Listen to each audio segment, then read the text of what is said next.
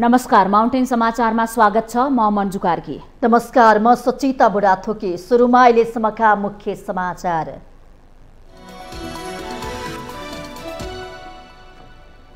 सत्तारूढ दलहरूबीच स्थानीय निर्वाचनको लागि महानगर र उपमहानगरको मेयर र उपमेयरको भागभण्डामा सहमति। कांग्रेसको भागमा 3 महानगर र 7 उपमहानगर। आसन्न स्थानीय निर्वाचनमा गठबन्धन गर्ने पार्टी निर्णयप्रति कांग्रेसका प्रभावशाली नेताहरूको चर्को असन्तुष्टि। कम्युनिस्ट पार्टीको द्वैध चरित्रप्रति सतर्क रहनुपर्ने धारणा।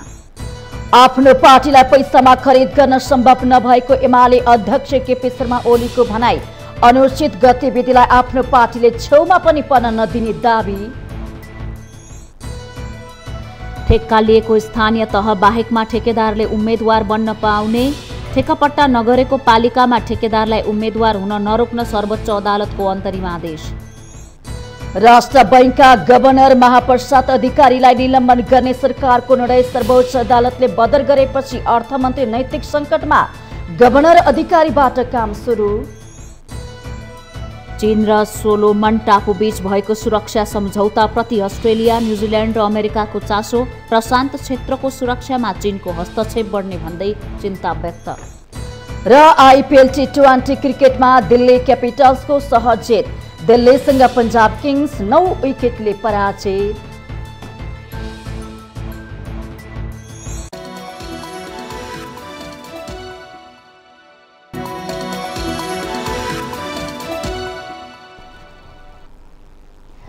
अब समाचार विस्तारमा।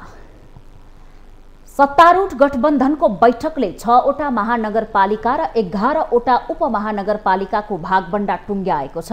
बुधबार प्रधानमन्त्री निवास बालुवाटारमा बसेको सत्तारूढ गठबन्धनका शीर्ष नेताहरूको बैठकले आगामी वैशाख 30 गते हुने स्थानीय तह निर्वाचनका लागि 6वटा महानगरपालिका र 11वटा उपमहानगरपालिकामा भागभण्डा गरेको हो। भागभण्डा अनुसार नेपाली कांग्रेसले काठमाडौँ, ललितपुर र विराटनगर महानगरपालिकाको प्रमुख पाएको छ।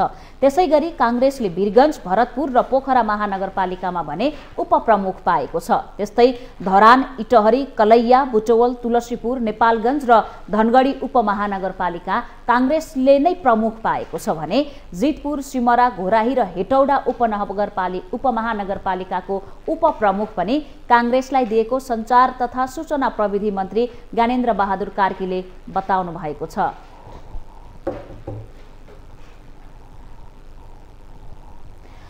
भागभण्डा अनुसार माओवादी केन्द्रले भरतपुर महानगरपालिकाको प्रमुख पाएको छ भने ललितपुर महानगरपालिकाको उपप्रमुख पाएको छ। त्यसैगरी जितपुर, सिमरा, घोराही उपमहानगरपालिकाको प्रमुख पाउनुका साथै धरान र धनगढी उपमहानगरपालिकाको उपप्रमुख पाएको मन्त्री कार्कीले जानकारी दिनुभएको छ। यता एकीकृत समाजवादीलाई पोखरा महानगरपालिकाको प्रमुख दिइएको छ भने काठमाडौँ महानगरपालिकाको उपप्रमुख दिइएको छ। त्यसैगरी हेटौडा उपमहानगरपालिकाको प्रमुख र इटहरी, बुटोल र तुलसीपुर उपमहानगरपालिकाको उपप्रमुख पनि एकीकृत समाजवादीलाई परेको छ। सत्तारूढ जनता समाजवादी पार्टी नेपाललाई वीरगञ्ज महानगरपालिकाको प्रमुख र विराटनगर महानगरपालिकाको उपप्रमुख भागमा परेको छ। त्यस्तै जनकपुर उपमहानगरपालिकाका प्रमुखका साथै कलैया र नेपालगञ्ज उपमहानगरपालिकाको उपप्रमुख पनि जसपा नेपालको भागमा परेको मन्त्री कार्कीले बताउनु भएको छ। भरतपुर, पोखरा प्रमुख पदमा उम्मेदवारी दिने उपमहानगरपालिकाहरू धरान, इटहरी, कलैया, बुटोल, तुलसीपुर, नेपालगञ्ज, धनगढी। नेकपा माओवादीको तर्फबाट प्रमुख पदमा उम्मेदवारी दिने महानगरपालिकाहरू भरतपुर। उपप्रमुख पदमा उम्मेदवारी दिने महानगरपालिका ललितपुर। प्रमुख पदमा उम्मेदवारी दिने उपमहानगरपालिकाहरू जितपुर, सिमरा, घोराई। उपप्रमुख पदमा उम्मेदवारी दिने उपमहानगरपालिकाहरू धरान, धनगढी। गठबन्धनले यसअघि नै जारी गरेको मापदण्ड सहमतिको मर्म र भावना अनुसार सम्बन्धित समितिहरूको बैठक बसी अविलम्ब सिट बाँडफाँड तथा उम्मेद्वारहरूको चयन गर्न निर्देशन पनि दिएको छ।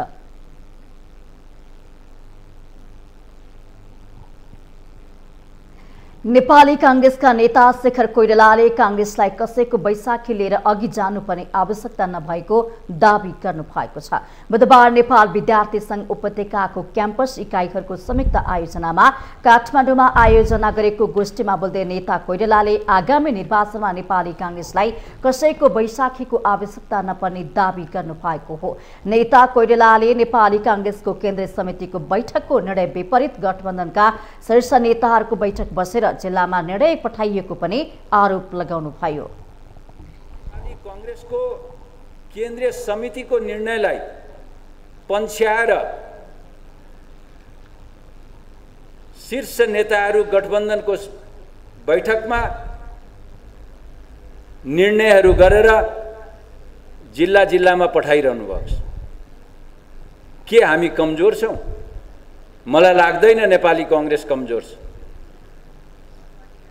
मलाई लाग्दैन नेपाली कांग्रेस एक्लै लड्यो भने पनि हामी हाम्रो गन्तव्यमा पुग्न सक्छौं भन्ने मलाई आत्मविश्वास छ। यस्तै गोष्ठीमा आफ्नो धारणा राख्दै नेपाली कांग्रेसका महामन्त्री गगन कुमार थापाले नेपालको राजनीतिमा कम्युनिस्टहरूको द्वैत चरित्र बारम्बार देखिएकोले विगत बिर्सेर कांग्रेसले कम्युनिस्टहरूसँग तालमेल गर्नु उचित नहुने पनि बताउनु भएको छ। स्वभाव अस्ति भर्खरको निकट विगत हेरिसके पछाडि हामीहरूले हाम्रो आफ्नै चुनावी यात्रालाई अगाडि बढाउने कुराको सन्दर्भमा पनि हामीसँग भएको मतले पुग्दैन। 30 लाख नयाँ मतदाताहरू आएका छन्। ती मतदाताहरूको ठूलो त्यो मतदाताहरू मध्येको ठूलो संख्याको मतदाता हाम्रो पार्टीमा हामीले जोड्नुपर्छ। अरू पार्टीबाट विरक्तिएका मतदातालाई पनि थपेर हामी आफैले हाम्रो पार्टीलाई 40-45% मतको मतभार लिन सक्ने पार्टीको रूपमा लिएर जानुपर्छ। त्यसपछि हामी कुनै पनि कम्युनिस्ट पार्टीसँग नडराउने अवस्था बनाउनुपर्छ भन्ने ठाउँबाट हामीले सोच्यौं भने बल्ल हामी ठिक ठाउँमा उभिएको हुन्छौं भन्ने मलाई लाग्यो। गोष्ठीमा बोल्दै नेपाली कांग्रेसका उपसभापति धनराज गुरुङले कांग्रेसलाई तालमेलले भन्दा पनि एजेन्डाले जिताउनु पर्ने धारणा राख्दै जनताको मन छुने गरी घोषणापत्र बनाउन सके नेपाली कांग्रेसलाई 51% को कांग्रेस बनाउन सकिने बताउनु भएको छ। सकिन्छ यो एजेन्डा घोषणापत्र लेख्नुस् भनेर पनि भनेको छु। घोषणापत्रका सन्दर्भमा के मैले प्रस्ताव राखेँ भन्ने कुरा मैले अहिले नै डिस्क्लोज गर्न मिल्दैन। किन भन्दाखेरि 11 गते हामी घोषणापत्र डिक्लेरेसन गर्दैछौँ। त्यही घोषणापत्र मार्फत थाहा पाउनुहुनेछ कि हामी कम्तीमा पनि घोषणापत्रमा जनताको मन छुने खालको घोषणापत्र लिएर गयौँ भने जनताको मनमा जनजनको मनमा बस्न सक्ने घोषणापत्रमा हामीले सुन्दर अक्षरले लेखेर अगाडि बढ्न सक्यौँ र त्यसलाई कार्यान्वयन गर्न सक्यौँ भने कांग्रेस 30-35-37% को कांग्रेस होइन। हाम्रो अभियान भनेको कि 30-35-37% को कांग्रेसलाई 51% सिटै बनाउने होइन कि 51% को कांग्रेस बनाउने अभियान हो हाम्रो। गोष्ठीका अर्का वक्ता कांग्रेस नेता डाक्टर मेनेन्द्र रिजालले कम्युनिस्ट पार्टी बीचको लडाईँमा कांग्रेस सहभागी बन्न नहुने धारणा राख्दै कांग्रेसले स्थानीय निर्वाचनमा गठबन्धन गरेर जान नहुने पनि दोहोर्याउनु भएको छ। नेता रिजालले स्थानीय निर्वाचनमा राम्रो परिणाम आएमा पुनः कम्युनिस्ट पार्टीहरू एकजुट भएर सरकार बनाउने भन्दै उहाँले कांग्रेसले गठबन्धन नगरी स्थानीय निर्वाचनमा भाग लिएको खण्डमा देश दुर्घटनाबाट जोगिने पनि जिकिर गर्नु भएको छ। सबैभन्दा राम्रोसँग गठबन्धनलाई हामीले व्यवस्थापन गर्यौं। चाहिने भन्दा सोचे भन्दा राम्रो परिणाम आयो भने परिणाम आएको भोलिपल्ट दौडेर केपी शर्मा ओली पुग्नेछन् पुष्पकमल दाहाल प्रचण्डका प्रधानमन्त्री बन्नु पर्यो। प्रचण्डजी यो गठबन्धन छोड्नुस्, प्रधानमन्त्री बन्नु पर्यो भने त्यतिखेर थाम्छन् प्रचण्डले बसिरहन्छन् यहाँ कि केपी शर्मा ओलीको प्रस्तावमा प्रधानमन्त्री बन्न पुग्छन्। होइन हामीले सफलता पाउन सकेनौं। हामीले त आफ्नो सुरले कांग्रेसले आफ्नो परिणाम निकाल्ला, माओवादीको त परिणाम निस्केन, एमाले समाजवादीको त परिणाम निस्केन भने अनि कांग्रेसबाट धोका पायौं भनेर सबैभन्दा ठूलो चर्को स्वर गरेर केपी शर्मा ओलीलाई प्रधानमन्त्रीको प्रस्ताव गर्न प्रचण्ड नजालान्। नेता रिजालले नेपाली कांग्रेसले नेपालको राजनीतिमा एकाधिकार कम्युनिस्ट आन्दोलनको लडाई र अर्कातिर कम्युनिस्ट बोकेर कहिलेसम्म हिँड्ने भन्दै प्रश्न पनि गर्नु भएको छ।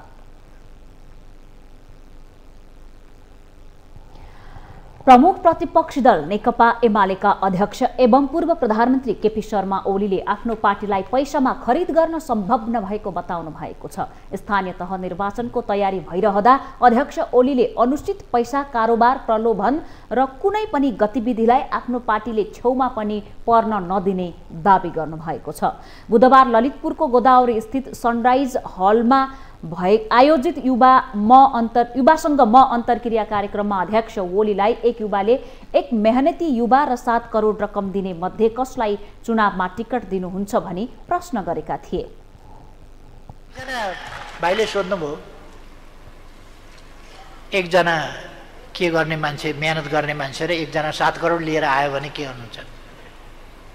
नेकपा एमालेका लागि पैसाको महत्त्व छैन भनेर जलाउँदै हिँड्ने पागल होइन यो। तर अनुचित पैसा, अनुचित कारोबार, अनुचित प्रलोभन, अनफेयर खालका क्रियाकलापमा विश्वास गर्दैन र यस्ता कुराहरूलाई छेउमा पनि पर्न दिँदैन। 7 करोड होइन, 700 करोड, 7,000 करोड, 7 लाख करोड जति अफर कसैले गर्छ भने पनि एमालेलाई किन्न खरिद गर्न सम्भव छैन। अध्यक्ष ओलीले प्रति युनिट 34 रुपैयाँ घाटामा भारतसँग विद्युत खरिद गर्नेहरूको फोटोलाई लिएर भोट माग्न हिँड्ने पार्टीहरू सत्तारूढ गठबन्धनमा रहेको भन्दै कटाक्ष गर्नुभयो। गफ दिने बेलामा लोड सेडिङ समाप्त पार्ने, लोड सेडिङ हन्ता महान यताउता भनेर चाहिँ प्रचार गर्ने, एउटा पार्टीले त एउटा कर्मचारीको फोटो लिएर चाहिँ भोट माग्दै हिँड्ने लोगो बनाएको पनि देख्यो। एउटा कर्मचारीको पछि त्यो कर्मचारीले आफै लाज मानेर मेरो फोटो हटाऊ भने, किनभने लोड सेडिङ यस्तो छ, बोल्दै गर्दा 3 पल्ट बत्ती जान्छ। 4 रुपियाँमा भारतलाई बिजुली बेचेर 38 रुपियाँ युनिटमा किन्ने गरेको छ। 4 रुपियाँमा बेचेर 38 रुपियाँमा किन्ने गरेको छ, 34 रुपियाँ प्रति युनिट घाटामा। यस्ता व्यक्तिहरूको फोटो लिएर भोट माग्न हिँड्ने पार्टीहरू पनि छन् गठबन्धनभित्र। अध्यक्ष ओलीले मुलुकको समृद्धि र विकासमा साथ र सहयोगको अपेक्षा सहित आफूले युवासँग अन्तर्क्रिया कार्यक्रम सुरु गरेको र यसलाई हरेक वर्ष निरन्तरता दिने प्रतिबद्धता समेत व्यक्त गर्नुभएको छ।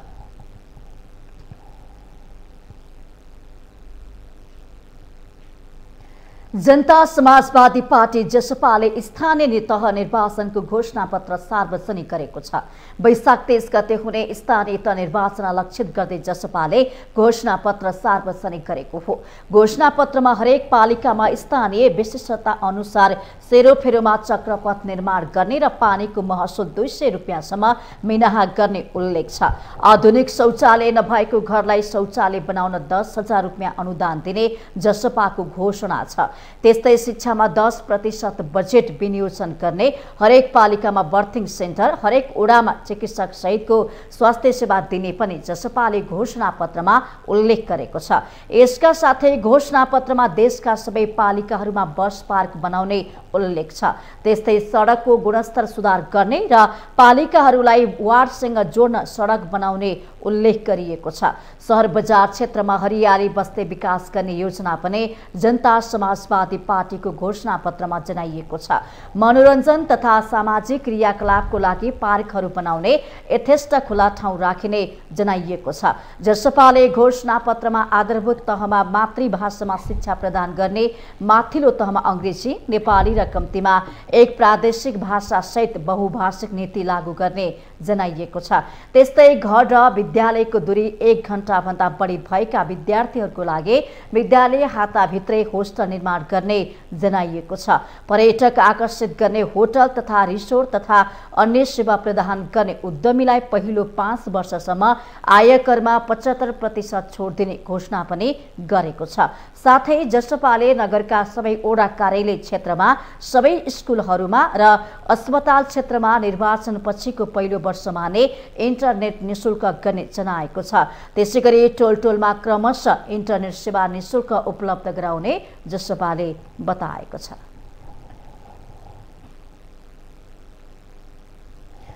राष्ट्रिय प्रजातन्त्र पार्टीले स्थानीय तह निर्वाचनका लागि निर्वाचन प्रतिबद्धता पत्र सार्वजनिक गरेको छ।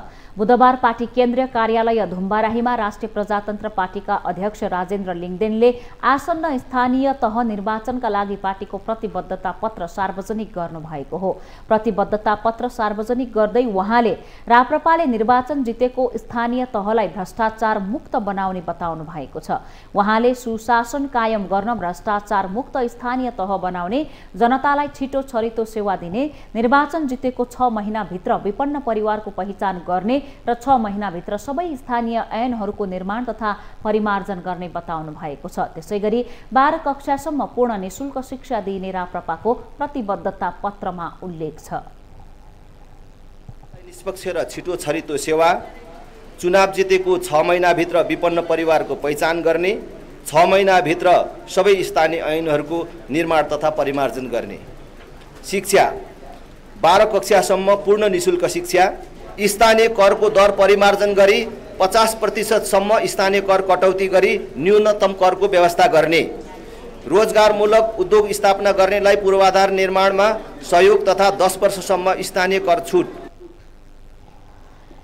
यस्तै गरिबीको रेखामुनि रहेका वर्ग तथा अल्पसंख्यक समूहका न्यूनतम 1 जना विद्यार्थीलाई प्रत्येक वर्ष चिकित्सा शास्त्र र इन्जिनियरिङ अध्ययन गर्न छात्रवृत्ति दिइने अध्यक्ष लिङदेनले बताउनुभयो। सबै नागरिकलाई अनिवार्य तथा निशुल्क स्वास्थ्य बीमा, प्रत्येक ओडामा प्रसुति सेवा तथा निम्न आय भएका हरेक सुत्केरीलाई 3 महिनासम्म मासिक 3000 रुपैयाँ भत्ता दिइने जनाइएको छ। कृषिमा किसानको उपज बेच्ने सहकारीलाई अनुदान, सामूहिक खेती गर्ने समूहलाई अनुदान र किसानको खेतमा बिजुलीको व्यवस्था गरिने उल्लेख गरिएको छ। सार्वजनिक प्रतिबद्धता पत्रमा सबै घरधुरीमा 4 वर्षभित्र आधारभूत खानेपानी सेवा, एक घर एक धारा, उपभोक्ताको स्वामित्वमा खानेपानी योजना र तराईमा आर्सेनिक मुक्त सुरक्षित खानेपानी उल्लेख गरिएको छ। 50% सम्म स्थानीय कर कटौती गरी न्यूनतम करको व्यवस्था गर्ने, रोजगारमूलक उद्योग स्थापना गर्नेलाई पूर्वाधार निर्माणमा सहयोग तथा 10 वर्षसम्म स्थानीय कर छुट दिने र महिलाले सञ्चालन गरेका साना तथा लघु उद्योग व्यवसायमा 12 वर्षसम्म स्थानीय कर छुट गरिने जनाइएको छ।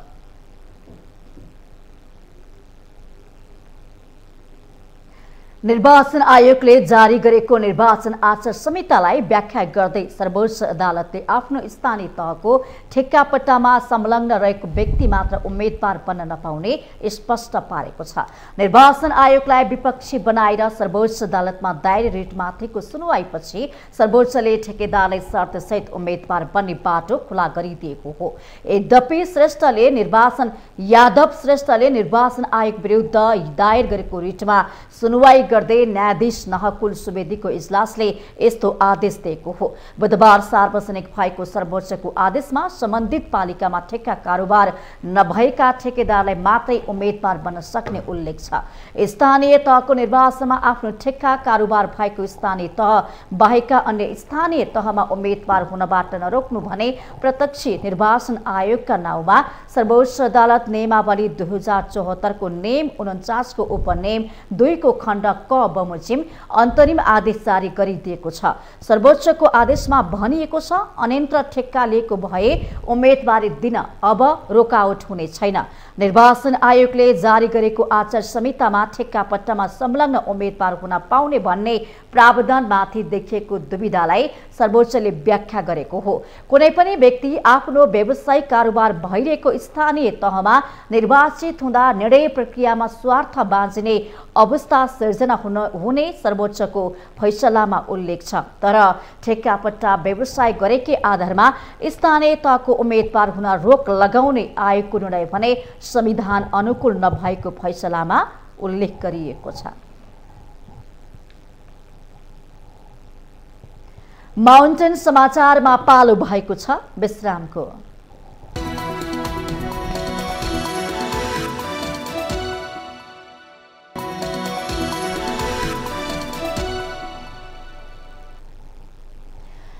विश्रामपछि स्वागत छ। अब बाँकी समाचार। वैशाख 30 गते हुने स्थानीय तहको निर्वाचनका लागि प्राय सबै दलका नेता तथा कार्यकर्ताहरू नयाँ नारा र आश्वासनको पोको लिएर चुनावी अभियानमा होमिएका छन्। संघीयतापछिको पहिलो कार्यकालमा स्थानीय तहमा जनप्रतिनिधिहरूको उपलब्धिबारे मूल्याङ्कन गर्ने बेला आएपछि सबै नेताहरू गाउँ गाउँ पसेर मतदातालाई फकाउन व्यस्त छन्। यस्तैमा हामीले गोदावरी नगरपालिका वडा नम्बर 3 का मतदाताबाट जनप्रतिनिधिहरूको 5 वर्ष कार्यकालको लेखाजोखा गर्ने प्रयास गरेका छौं। स्थानीय तहको निर्वाचन नजिकिएसँगै दलका नेता कार्यकर्ताहरूलाई भ्याइ नभ्याइ छ। मतदाताहरू पनि पहिलो 5 वर्ष कार्यकालमा जनप्रतिनिधिहरूको मूल्याङ्कनमा व्यस्त छन्। गोदावरी नगरपालिका वडा नम्बर 3 का अध्यक्ष बालमुकुन्द घिमिरेले निर्वाचनका बेलामा प्रतिबद्धता जनाएका मध्ये 80% काम गरेको दावी गर्नुहुन्छ।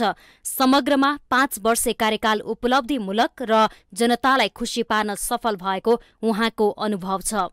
बाटोको साह्रै दुर्दशा थियो, त्यो बाटो पनि अहिले मेरै पालामा चाहिँ चौडा भएर पिच भएको अवस्था छ र त्यसैगरी यहाँ मन्दिर नवधारा मन्दिरमा चाहिँ मेला लाग्ने थियो, त्यो मन्दिरको पनि पुनर्निर्माण भएर ठुला योजनाहरू निर्माण भएको छन्। त्यसैगरी खेलाडीले खेल्ने बहुउद्देश्य कवड हल अहिले निर्माण भएर खेल सुरु भएको छ। यस्ता ठुल्ठुला योजनाहरू धेरै भएका कारणले यहाँका जनताहरू अत्यन्त हर्षित भइरहेका छन्। काम गर्ने सिलसिलामा कुनै पनि चाहे जुनसुकै ठाउँमा होस् 100% काम हुन्छ भन्ने छैन, तर मैले घोषणापत्रमा उल्लेख गरेका काममध्ये 80% काम सम्पन्न गरेका छु।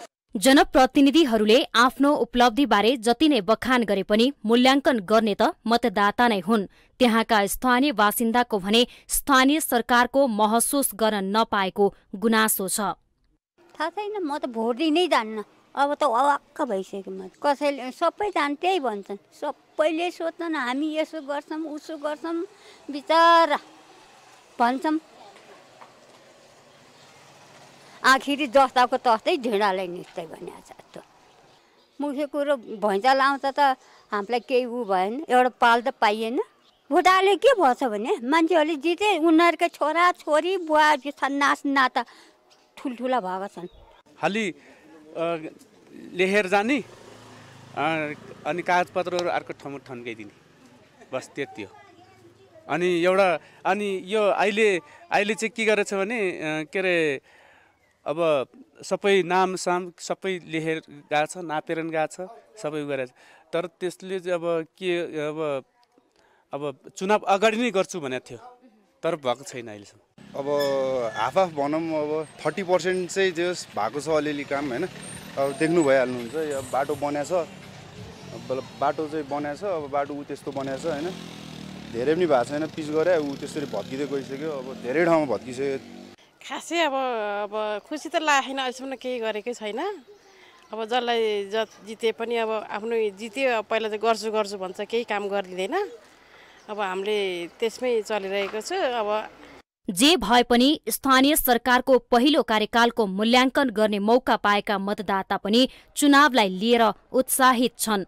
आश्वासन र एजेन्डाको कमीमा जनप्रतिनिधिहरू कतिको सफल भए, जनताले स्थानीय सरकारको उपस्थिति कतिको अनुभव गरे, त्यो त आगामी निर्वाचनको परिणामले नै देखाउनेछ। स्थानीय तहको निर्वाचन नजिकिँदै जाँदा विभिन्न राजनीतिक दलका नेता कार्यकर्ताहरूको चहल पहल गाउँघरमा देख्न थालिएको छ। तर सोही गाउँघरका नागरिकहरूले मतदान दिएर निर्वाचित गरेका जनप्रतिनिधिहरूले आफ्नो चाहना अनुरूप काम कारबाही नगरेको गुनासो गर्ने गरेका छन्। माउन्टेन टेलिभिजन एसडीका लागि क्यामेरामा निखिल कपालीका साथ बिन्दु अधिकारी, गोदावरी, ललितपुर। नेपाल राष्ट्र बैंकका गभर्नर महाप्रसाद अधिकारीले सर्वोच्च अदालतको आदेश समग्र प्रणालीको पक्षमा आएको बताउनु भएको छ। मंगलबार सर्वोच्च अदालतको आदेशबाट निलम्बन फुक्का भएसँगै पदे जिम्मेवारी सम्हाल्न बुधबार राष्ट्र बैंक पुगेका गभर्नर अधिकारीले पत्रकारहरूसँग कुरा गर्दै सर्वोच्च अदालतको आदेश समग्र प्रणालीको पक्षमा आएको बताउनु भएको हो।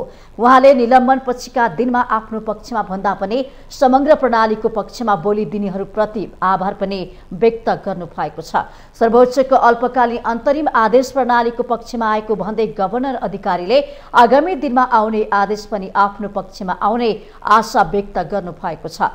उहाँले आफूले एउटा माध्यम मात्रै भएको उल्लेख गर्दै आगामी दिनमा अर्थ मन्त्रालय र राष्ट्र बैंक बीचमा कुनै किसिमको आग्रह र पूर्वाग्रह नराखेर काम गर्ने पनि बताउनु भएको छ। विषयमा मैले दिनैपर्छ उत्तर जस्तो लाग्छ।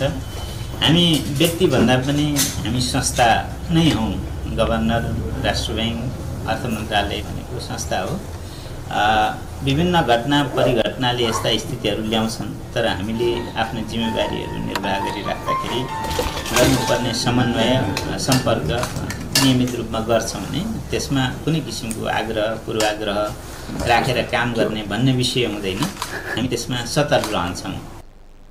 सर्वोच्च अदालतले गभर्नर महाप्रसाद अधिकारीमाथिको कारबाही तत्काल कार्यान्वयन नगर्न मङ्गलबार अल्पकालीन अन्तरिम आदेश पनि जारी गरेको थियो।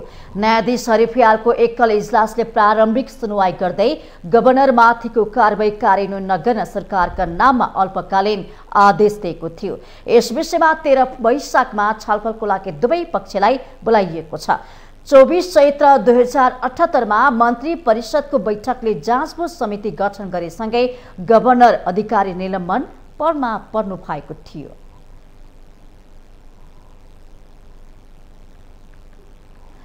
प्रधानमन्त्री र अर्थमन्त्रीसँग टसल देखिएको भन्दै राष्ट्र ब्याङ्कका गभर्नर महाप्रसाद अधिकारीलाई निलम्बन गर्ने सरकारको निर्णयलाई सर्वोच्च अदालतले रोक लगाएर अल्पकालीन अन्तरिम आदेश दिएसँगै अधिकारी नियमित काममा फर्किनु भएको छ।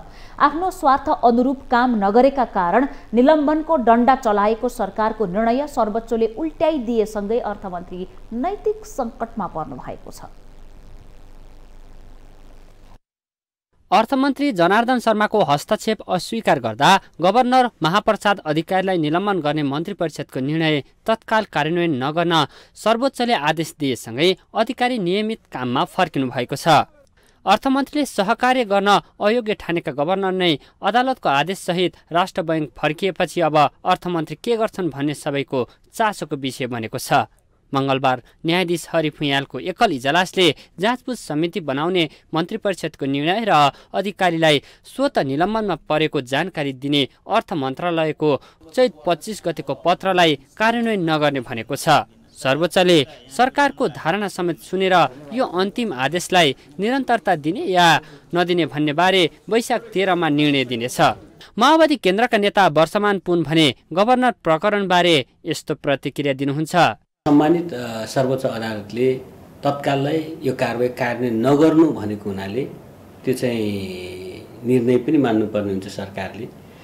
यसरी चाहिँ सरकारको दाबी, अदालतको अहिले निर्णय र फेरि चाहिँ अदालतले अन्तिम फैसला त गरेको होइन, अगाडिको बाटो हेरेर नै एउटा धारणा बनाउन सकिन्छ र अहिले धेरै वाद विवाद गर्नुभन्दा भएका निर्णयहरूलाई मान्ने र देशको अर्थतन्त्रलाई अलिकति सुदृढ गर्ने जिम्मेवारीपूर्ण पहल गर्नु नै सबै पक्षलाई हित गर्छ भन्ने मलाई लाग्छ।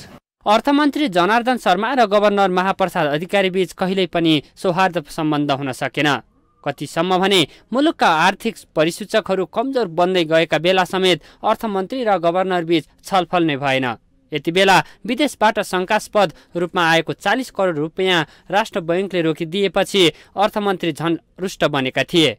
त्यही कारण गभर्नरमाथि छानबिन गर्न थाल्ने भन्दै निलम्बनमा पारिएको थियो।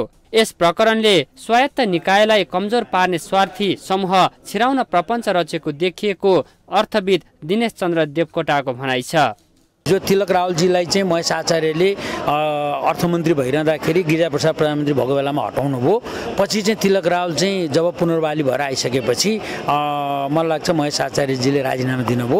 अब यसमा चाहिँ के छ भने यो नितान्त जनार्दन शर्माजीको मान्य मन्त्रीजीको मात्रै विषय होइन, यो नेपाली काङ्ग्रेस जस्तो जसले नेतृत्व गरेका छ, मलाई लाग्छ यसले उहाँहरूले पनि के सकारात्मक सन्देश दिनुपर्छ पर्दैन भन्ने कुरो गठबन्धनकै बारेमा यसले चाहिँ कसरी अगाडि लैजान खोजेको छ भन्ने कुरो हुन्छ।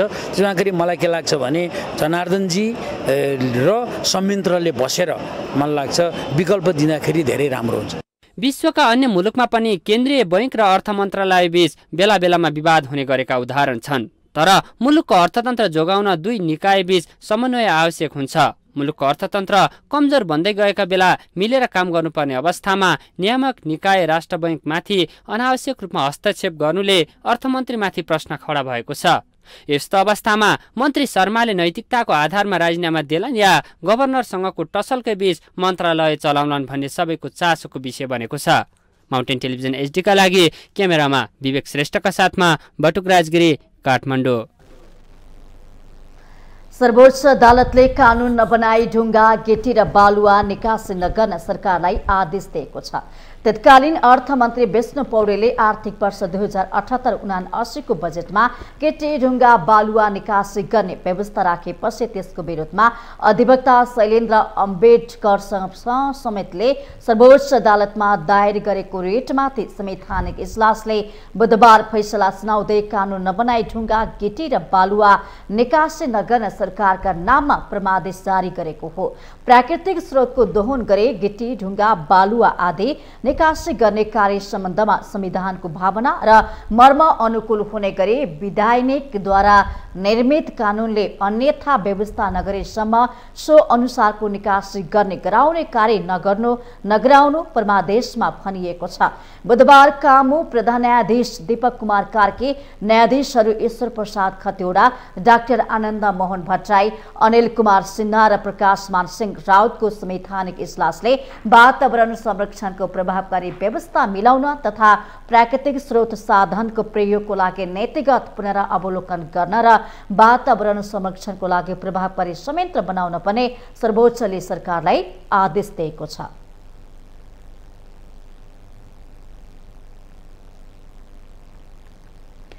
विश्व स्वास्थ्य संगठन WHO का महानिर्देशक doctor Tedros Adhanom Ghebreyesus Nepal आउदै हुनुहुन्छ। सद्भावपूर्ण भ्रमणका लागि महानिर्देशक घेब्रेयेससले नेपाल भ्रमण गर्न लाग्नु भएको हो। महानिर्देशक घेब्रेयेससले नेपालमा रहँदा राष्ट्रपति विद्यादेवी भण्डारी, प्रधानमन्त्री शेरबहादुर देउबा, परराष्ट्र मन्त्री डाक्टर नारायण खड्का लगायतसँग भेटवार्ता गर्ने कार्यक्रम रहेको छ।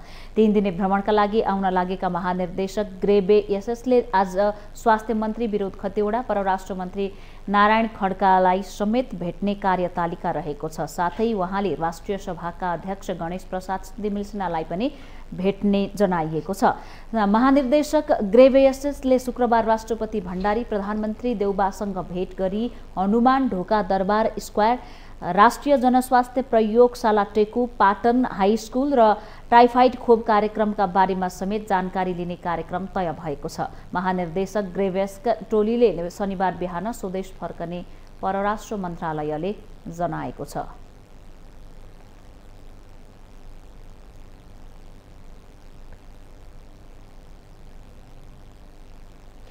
माउन्टेन समाचारमा पालो भएको छ विश्रामको।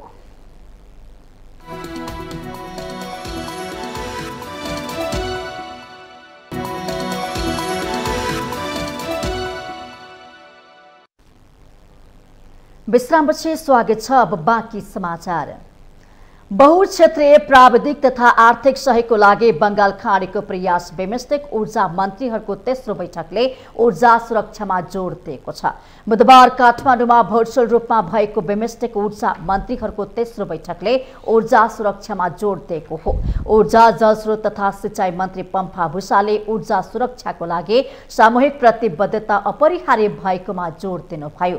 बैठकमा बिमस्टेक मुलुकका करिब 1 अर्ब 70 करोड जनताको भविष्यलाई दृष्टिगत गरी ऊर्जा क्षेत्रले सामना गरिरहेका गम्भीर समस्यालाई सम्बोधन गर्न पारस्परिक विश्वास, भावी प्रयासहरूमा स्पष्टता र उद्देश्यमा इमानदारी अत्यन्तै महत्त्वपूर्ण भएको मन्त्री भूषालले उल्लेख गर्नुभयो।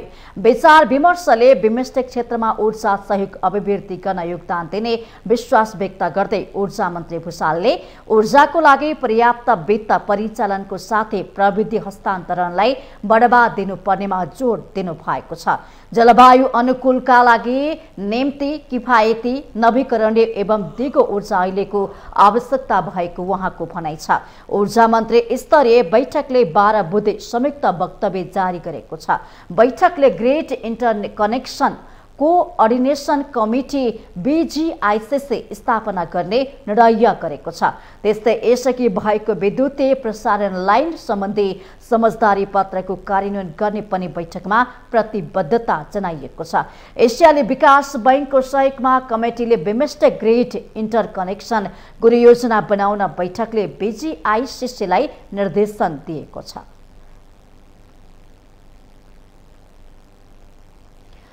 सञ्चार तथा सूचना प्रविधि मन्त्री ज्ञानेन्द्र बहादुर कार्कीले सूचना प्रविधिका नीति तथा कानूनलाई समय अनुकूल गुणात्मक विकास गर्ने नीति लिएको दावी गर्नुभएको छ। बुधबार सूचना प्रविधि मेला क्यान इन्फोटेकको उद्घाटनमा मन्त्री कार्कीले नेटमा करको पुनरावलोकनका साथै निजी क्षेत्रले उठाएका मागको सम्बोधन गर्दै सूचना प्रविधिका नीति तथा कानूनलाई समय अनुकूल गुणात्मक विकास गर्ने नीति लिएको दावी गर्नुभएको हो। उहाँले वर्तमान सरकारले सूचना प्रविधिको पूर्वाधार विकास, सेवाको गुणस्तर वृद्धि, सुलभ सेवाको उपलब्धता एवं डिजिटल साक्षरतालाई प्राथमिकतामा राखेको पनि बताउनुभयो। मन्त्री कार्कीले सूचना प्रविधिलाई देश विकासको प्राथमिक औजारको रूपमा लिनुपर्ने स्पष्ट सोचका साथ एकीकृत सूचना तथा सञ्चार प्रविधि नीतिलाई समय अनुकूल बनाउनका लागि परेको जानकारी दिनुभएको छ। संख्यामा बढोत्तरी भएको छ, तथापि देशका सबै भूभागमा सूचना प्रविधिको गुणस्तरीय पहुँच पुर्याउन अझै मेहनतको आवश्यकता छ। तसर्थ सूचना प्रविधिको पूर्वाधार विकास, सेवाको गुणस्तर वृद्धि, सुलभ सेवाको उपलब्धता एवं डिजिटल साक्षरतालाई सरकारले प्राथमिकतामा राखेको छ। कार्यक्रममा नेपाल उद्योग वाणिज्य महासंघका अध्यक्ष शेखर गोल्छाले स्थानीय तह र प्रदेश सरकारले अनुत्पादन क्षेत्रमा खर्च गरेको ठूलो रकम मुलुक निर्माण बालबालिकाको शिक्षामा र सूचना प्रविधिमा गर्न आवश्यक रहेको औल्याउनुभयो। प्रदेशमा जाने ठूलो रकम अनुत्पादक क्षेत्रमा गइरहेको समाचार पनि हामी सुनिरहेका छौँ। उक्त रकमलाई भोलिको मुलुक निर्माणको संलग्न बालबालिकाको शिक्षामा खास गरेर आइटीमा खर्च गरिनुपर्छ भनेर हाम्रो भनाइरहेको छ। हामी जस्तो पहाडी मुलुकमा स्वास्थ्य पूर्वाधार सबै ठाउँमा पुर्याउन पनि गाह्रो छ। टेलिमेडिसिन जस्ता सुविधाले अब सहज पनि बनाउन सकिन्छ। शिक्षा र स्वास्थ्यमा प्रविधिको उच्चतम प्रयोग बढाउनको लागि रकम अभाव हुन सक्छ। यसको लागि हामी सबैले प्रयास गर्नुपर्छ। त्यस्तै नेपाल चेम्बर अफ कमर्सका अध्यक्ष राजेन्द्र मल्लले सूचना प्रविधि सबै क्षेत्रमा पुगे पनि सेवा गुणस्तर नभएको टिप्पणी गर्नुभयो। अवस्था छ, तर चाहिँ सेवा प्रदायकले चाहिँ त्यति राम्रो सेवा पाएको छैन। बीचबीचमा चाहिँ तपाईँको ह्याङ हुने, कहिले चाहिँ सरकारी कार्यालयमा जाँदाखेरि घन्टौँ लाइन बसेर बस्नुपर्ने। यसको लागि चाहिँ विशेष गरी यो अब सञ्चार मन्त्रालयका सहसचिव यहीँ हुनुहुन्छ, उहाँसँग यो सभामा हामीले चाहिँ जुन कुराहरू राखेको, तपाईँहरूको पनि कुराहरू जे छ, जुन भएको समस्यालाई चाहिँ अलिकति लिखित रूपमा छ नि हामीलाई चाहिँ उहाँलाई चाहिँ दियो भनेदेखि चाहिँ हामीले यो सुधारमा चाहिँ अगाडि लानको लागि सजिलो हुन्छ। अध्यक्ष मल्लले सरकार र निजी क्षेत्रको सहकारीमा आईटी हबको विकास गरी आईटी क्षेत्रका इन्जिनियरहरू विदेश जानबाट रोक्नका लागि स्वदेशमा नै काम गर्ने वातावरण बनाउनु पर्ने सुझाव दिनुभएको छ।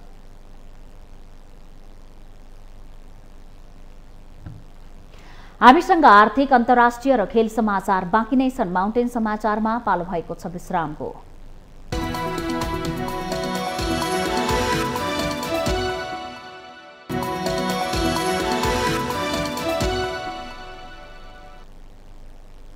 विश्रामपछि स्वागत छ। अब पालो आर्थिक समाचारको।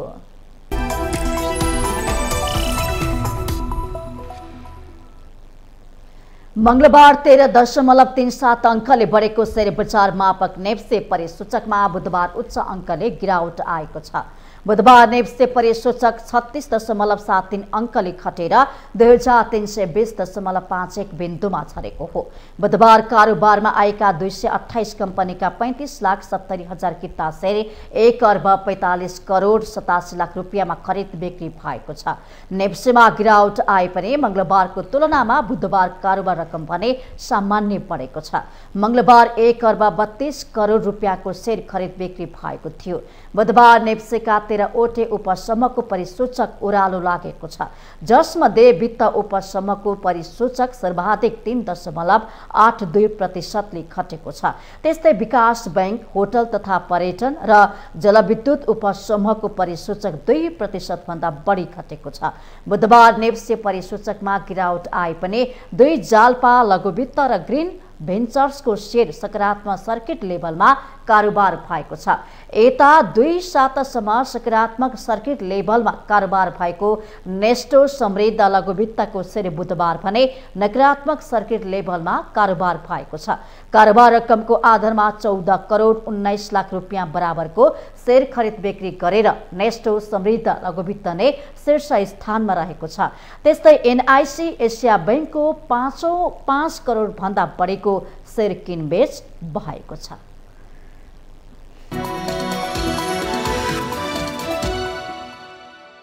यससँगै हामी माउन्टेन समाचारको अन्त्यमा आइपुगेका छौं। जाँदा जाँदै मुख्य समाचार पुनः एकपटक।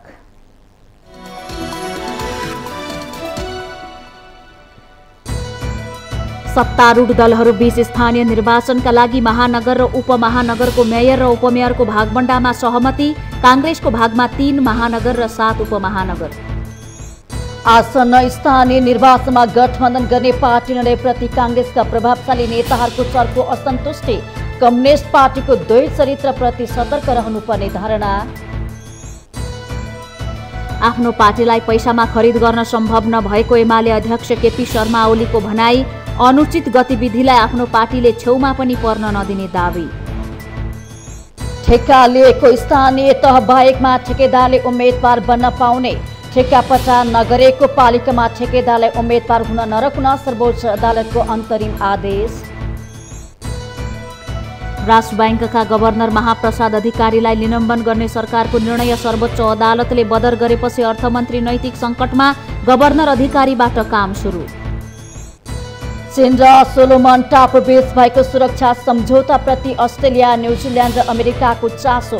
प्रशान्त क्षेत्रको सुरक्षामा चीनको हस्तक्षेप बढ्ने भन्दै चिन्ता व्यक्त। र आइपीएल टी20 क्रिकेटमा दिल्ली क्यापिटल्सको सहज जित। दिल्लीसँग पंजाब किङ्स 9 विकेटले पराजित।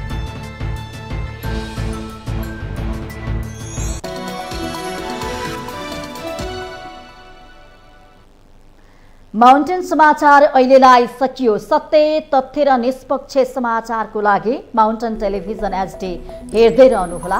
नमस्कार।